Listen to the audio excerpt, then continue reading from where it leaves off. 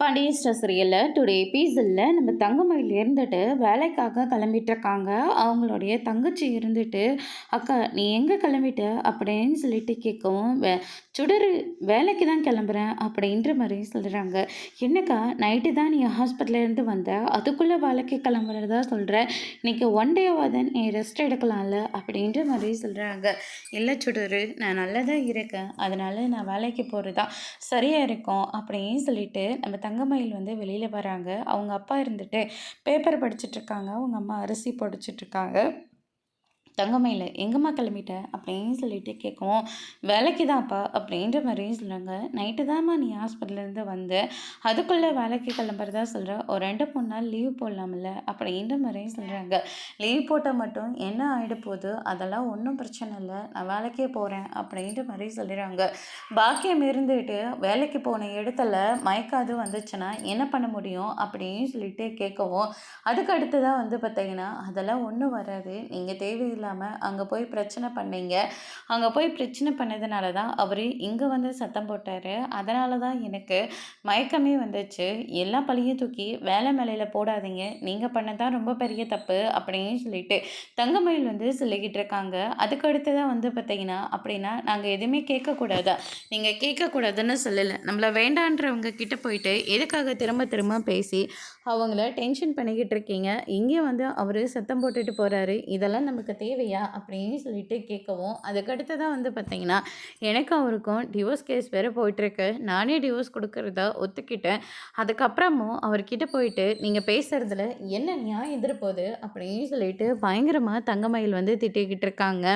அவர் யார் கூடயே பேசிட்டு போகிறாரு, என்ன வேணாலும் பண்ணிட்டு போகிறாரு, அதை பற்றியில் நம்ம கவலையே படக்கூடாது, அடுத்தடுத்த வேலைகளில் தான் போய் பார்க்கணுமே தவிர அவர் இங்கே பேசுகிறாரு அங்கே போய் பேசுகிறாரு, அதனால் அவர்கிட்டையும் வந்து சத்தம் போடுறது, அந்த பொண்ணு உங்கள் வீட்லேயும் போய் சத்தம் போடுறது, இதெல்லாம் நல்லாவா இருக்குது, இதெல்லாம் தேவையில்லாத ஒரு வேலை அப்படின்னு சொல்லிட்டு தங்கமயில் வந்து சொல்லிகிட்டு இருக்காங்க. உனக்கு பிறக்க போகிற குழந்தைய பற்றி கூட உனக்கு கொஞ்சம் கூட கவலையே இல்லையா, இந்த உலகத்தில் நீ தனியாக உன்னோட குழந்தைய நீ வளர்த்துருவியா அப்படின்னு சொல்லிட்டு பயங்கரமாக வந்து சத்தம் போட்டுட்ருக்காங்க. அதுக்கு அடுத்ததான் வந்து பார்த்திங்கன்னா, இந்த குழந்தைய அவரோடது இல்லைன்னு அவர் சொல்லிட்டாரு, அவர்கிட்ட போயிட்டு குழந்தைய காரணமாக காட்டி செஞ்ச தப்பை எல்லாத்தையும் மறந்துட்டு அவரோட எப்படி என்னால் வாழ முடியும், அதெல்லாம் தேவையே இல்லை, நான் அவரோடலாம் சேர்ந்து வாழவா மாட்டேன், அவரும் என் கூட வாழ மாட்டார், அந்த குற்ற உணர்ச்சியில் போயிட்டு என்னாலலாம் அவள் கூட வாழவே முடியாது, ஆளை விடுங்கப்பா அப்படின்னு சொல்லிட்டு நம்ம தங்கமயில் வந்து சொல்லிக்கிட்டு இருக்காங்க. இந்த பக்கம் வேலைக்கு போனதும் அந்த பக்கம் எங்கேயாவது போயிட்டு சண்டையை விலைக்கு வாங்கிட்டு வந்துடாதீங்க, இது நம்ம செஞ்ச தப்பை எல்லாத்தையும் அவங்க செஞ்சுருந்தா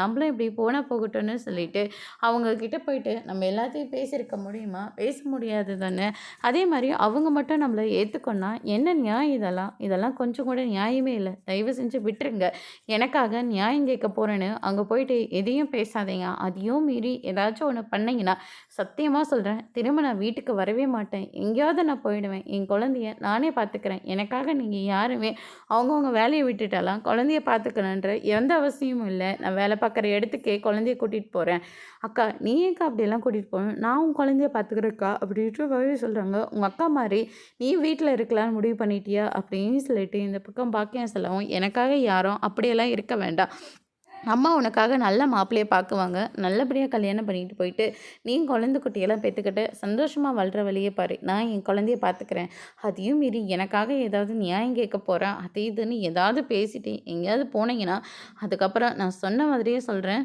நான் எங்கேயாச்சும் போயிடுவேன் அப்படின்னு சொல்லிட்டு நம்ம தங்கமயில் வந்து சொல்லிட்டு அங்கேருந்து போகிறாங்க. என்னங்க இவ இவ்வளோ கேவலமாக நடந்துக்கிறா, இவளுக்காக தானங்க நம்ம ஒவ்வொன்றும் பண்ணிக்கிட்டு இருக்கங்க, அதை புரிஞ்சுக்காம இவன் நம்மக்கிட்டே இப்படியெல்லாம் பேசிட்டு போகிறா அப்படின்னு சொல்லிட்டு நம்ம பாக்கியம் ஒரு பக்கம் திட்டிகிட்டு இருக்காங்க. அதுக்கு அடுத்ததாக வந்து பார்த்திங்கன்னா, நம்ம சரவணனும் கதிரும் இருந்துட்டு அஞ்சலியோட வீட்டுக்கு வராங்க. அஞ்சலி இருக்காரான்னு சொல்லிட்டு பார்த்துக்கிட்டே வராங்க. ஆனால் வெளியில் அவங்க அம்மாவும் அவங்க அப்பாவும் தான் உட்காந்துக்கிட்டு இருக்காங்க. ஐயா வணக்கம் அப்படி அஞ்சலியோட அப்பா கிட்ட வந்து வணக்கம் வைக்கிறாங்க. அவங்க அம்மா இருந்துட்டு யாருங்க இவங்க அப்படின்னு சொல்லிட்டு கேட்கவும், அதான் அஞ்சலி நம்ம வீட்டுக்கு வந்து பிரச்சனை பண்ணாங்களோ அவங்களுடைய மாப்பிள்ளை தான் இவர் அப்படின்ற மாதிரியே சொல்லிடுறாங்க. நம்ம அஞ்சலி பேசிகிட்டு இருக்கிறதா சொல்கிறாங்களே சரவணன், அவர் இவர் தான் அப்படின்ற மாதிரி சொல்லிடுறாங்க. நான் தான் உங்கள் கடைக்கு வந்து தெளிவாக தானே பேசினேன், அதையும் மீறி இங்கே வந்திருக்கீங்கன்னா என்ன அர்த்தத்தோடு வந்திருக்கீங்க, ஏற்கனவே உங்கள் மாமியார் வீட்டு முன்னாடி வந்து பண்ணக்கூடாத எல்லா வார்த்தையும் பேசி அசிங்கமாக பேசி இப்படி எங்களை அவமானப்படுத்திட்டு போயிட்டாங்க, மறுபடியும் நீங்கள் வீட்டுக்கு வந்தாங்கன்னா பார்க்குறவங்கள என்ன நினைப்பாங்க அப்படின்ற மாதிரி சொல்லிடுறாங்க. பார்க்குறவங்க என்ன வேணாலும் சொல்லிட்டு போட்டோம். அவங்க பண்ணதுக்காக நான் அவங்ககிட்ட மன்னிப்பு கேட்டுக்கிறேன். அவங்க இங்க வந்து இப்படியெல்லாம் பேசுவாங்கன்னு கொஞ்சம் கூட ம் நெனச்சு பார்க்கவே இல்ல. அவங்க என்னெல்லாம் பேசினாங்களோ எல்லாத்தையும் அப்பா சொன்னாரு. கேட்கவே ரொம்ப கஷ்டமா இருந்தது.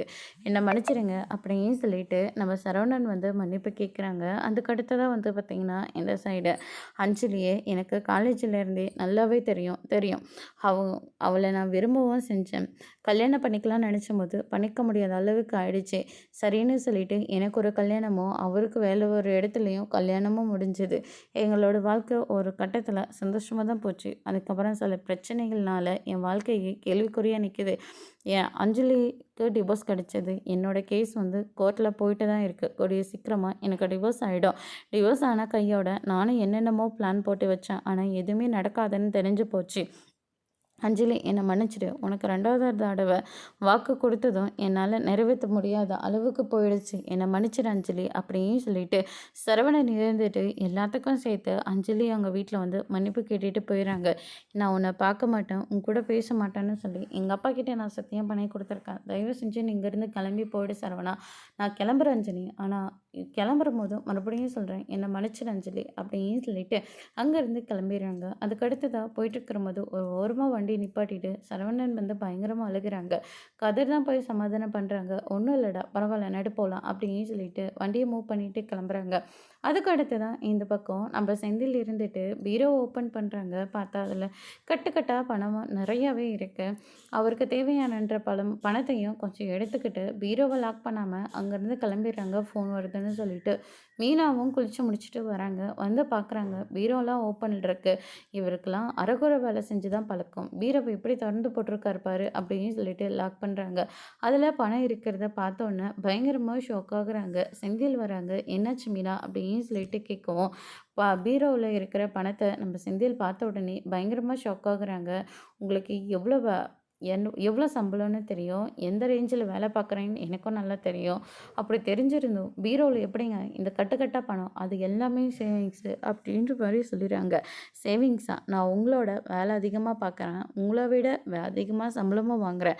ஆனா என்னால கூட இவ்வளோ பணத்த சேர்த்த முடியல. ஆனா உங்களால எப்படிங்க முடிஞ்சது? என்னை விட அதிகமா சம்பளம் வாங்குறேன், வேலை பார்க்குறேன்னு குத்தி காட்டுறியா? பேச்ச அப்படியே மாத்தாதீங்க. நீங்க ஏதோ கொஞ்ச காலமா நீங்க பணத்த தண்ணி மாதிரி செலவு பண்ணிக்கிட்டு இருக்கீங்க. நீங்க பண்றதெல்லாம் எனக்கும் நல்லா தெரியும். ஆனா, நீங்க ஏதோ தப்பு பண்றீங்கன்னு மட்டும் எனக்கு நல்லாவே தெரியுது. அதெல்லாம் ஒண்ணும் இல்ல. ஆஃபீஸ்க்கு டைம் ஆச்சு. நான் கிளம்புறேன் அப்படின்னு சொல்லிட்டு பீரோவ லாக் பண்ணிட்டு செந்தில் வந்து அங்கருந்து கிளம்புறாங்க. மீனா இன்னும் ரொம்பவே அதிர்ச்சியில தான் இருக்காங்க. அதோட இன்னைக்கான எபிசோட் முடிச்சிருக்காங்க. இனி பாண்டியன் ஸ்டோர் சீரியல்ல அடுத்தடுத்து என்னெல்லாம் நடக்க போகுதுன்றத வெயிட் பண்ணி பார்க்கலாம். Thank you.